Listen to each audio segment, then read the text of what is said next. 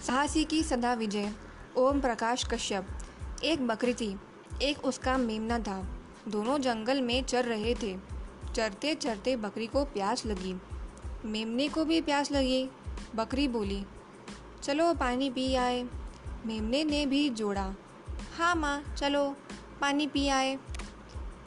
पानी पीने के लिए बकरी नदी की ओर चल दी। मेमना भी पानी पीने के लिए नदी की ओर चल पड़ा। दोनों चले, बोलते बतियाते हंसते गाते, टबक टबक टबक टबक। बातों बातों में बकरी ने मेमने को बताया, साहस से काम लो तो संकट टल जाता है। धैर्य यदि बना रहे तो विपत्ति से बचाव का रास्ता निकल ही आता है। माँ की सीख मेमने ने गांठ बांध ली। दोनों नदी तट पर पहुँचे। वहाँ पहुँचकर बकरी ने नदी को प्रणाम किया, मेमने ने भी नदी को प्रणाम किया। नदी ने दोनों का स्वागत कर उन्हें सूचना दी, भेड़िया आने वाला है, पानी पीकर फौरन घर की राह लो। भेड़िया गंदा है, वह मुझ जैसे छोटे जीवों पर रौब झाड़ता है, उन्हें मारकर खा जाता है। वह घमंडी भी है, तुम उसे अपने पास क्यों आने देती हो? पानी पीने से मना क्यों नहीं कर देती? मेमने ने नदी से कहा। नदी मुस्कुराई, बोली, मैं जानती हूँ कि भेड़िया गंदा है, अपने से छोटे जीवों को सताना उसकी आदत है। मुझे ज़रा भी पसंद नहीं है, पर क्या करूँ? वह जब भी मेरे पास आता है प्यासा होता है। प्यास बुझाना मेरा धर्म है, मैं उसे मना नहीं कर सकती। बकरी को बहुत ज़ोर की प्यास लगी थी, मेमने को भी बहुत ज़ोर की प्यास लगी थी। दोनों नदी पर झुक गए। नदी का पानी शीतल था, साथ में मीठा था। बकरी ने खूब पानी पिया, मेमने ने भी खूब पानी पिया। पानी पीकर बकरी ने डकार ली, पानी पीकर मेमने ने भी डकार ली। डकार से पेट हल्का हुआ तो दोनों फिर नदी पर झुक गए, पानी पीने लगे। नदी उनसे कुछ कहना चाहती थी, मगर दोनों को पानी पीते देख चुप रही। बकरी ने उठकर पानी पिया, मेमने ने भी उठकर पानी पिया। पानी पीकर बकरी मुड़ी तो उसे जोर का झटका लगा। लाल आँखों, राक्षसी डील डौल वाला भेड़िया सामने खड़ा था। उसके शरीर का रक्त जम सा गया। मेमना भी भेड़िया को देख घबराया। थोड़ी देर तक दोनों को कुछ न सूझा। अरे वाह, आज तो ठंडे जल के साथ गर्मा गर्म भोजन भी है। अच्छा हुआ तुम दोनों यहाँ मिल गए, बड़ी ज़ोर की भूख लगी थी।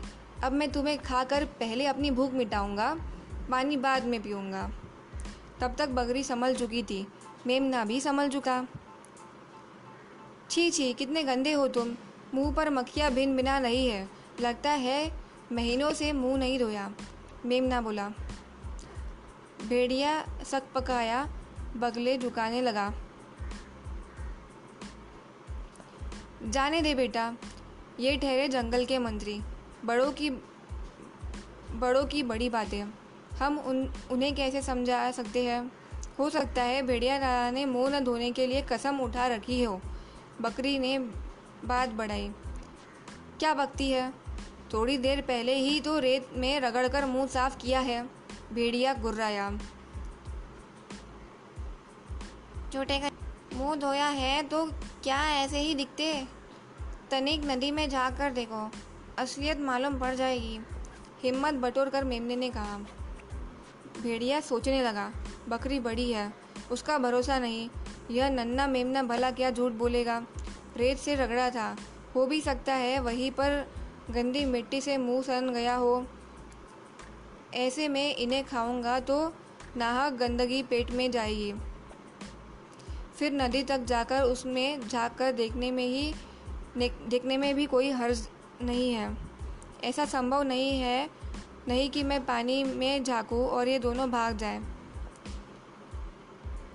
भागकर जाएंगे भी कहाँ, एक झपटे में पकड़ लूँगा। देखो, मैं मुंह धोने जा रहा हूँ, भागने की कोशिश मत करना, वरना बुरी मौत मारूंगा। भेड़िए ने धमकी दी। बकरी हाथ जोड़कर कहने लगी, हमारा तो जन्म ही आप जैसों की भूख मिटाने के लिए हुआ है। हमारा शरीर जंगल के मंत्री की भूख मिटाने के काम आए। हमारे लिए इससे ज़्यादा बड़ी बात भला और क्या हो सकती है? आप तसल्ली से मुंह धो लें। यहाँ से 20 कदम आगे नदी का पानी बिल्कुल साफ है, वहाँ जाकर मुंह धोए। विश्वास न हो तो मैं भी साथ चलती हूँ। भेड़िए को बाद भाग गई। वह उस ओर बढ़ा जिधर बकरी ने इशारा किया था।